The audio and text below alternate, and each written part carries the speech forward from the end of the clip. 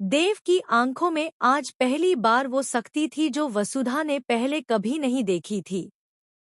कमरे का दरवाजा बंद होते ही माहौल बदल गया। बाहर घर में सब लोग शादी की तैयारियों में व्यस्त थे, लेकिन इस कमरे के अंदर जैसे तूफान आने वाला था। वसुधा की धड़कनें तेज थी।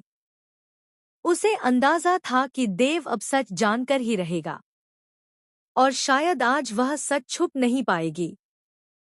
देव धीरे धीरे उसकी तरफ बढ़ा। उसकी आवाज धीमी थी, मगर हर शब्द सीधा दिल को चीर रहा था। वसुधा, तुम मुझसे कुछ छुपा रही हो, और अब मैं झूठ बर्दाश्त नहीं कर सकता। वसुधा ने नजरें झुका ली। उसके हाथ कांप रहे थे।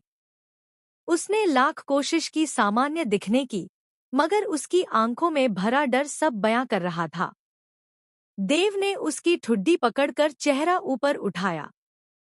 मेरी कसम है तुम्हें, सच बताओ। जो भी है, आज सब साफ हो जाना चाहिए। मेरी कसम। ये शब्द सुनते ही वसुधा के पैरों तले जमीन खिसक गई। देव जानता था, वसुधा उसकी कसम कभी नहीं तोड़ सकती।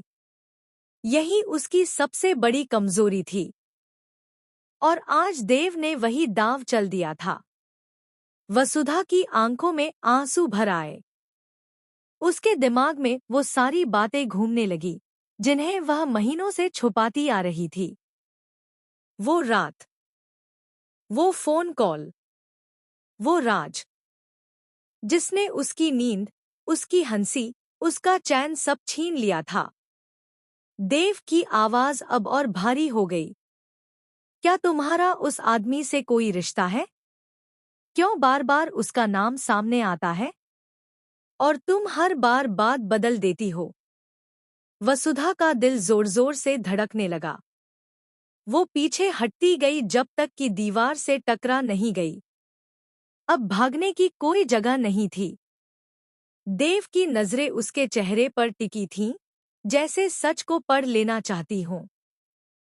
उधर दरवाजे के बाहर सरोज चुपचाप खड़ी थी। उसने आधा दरवाजा खुला देखा था। उसे कुछ गड़बड़ लग रहा था। वह सुनने की कोशिश कर रही थी, और जो वह सुनने वाली थी, वो पूरे घर की नींव हिला सकता था।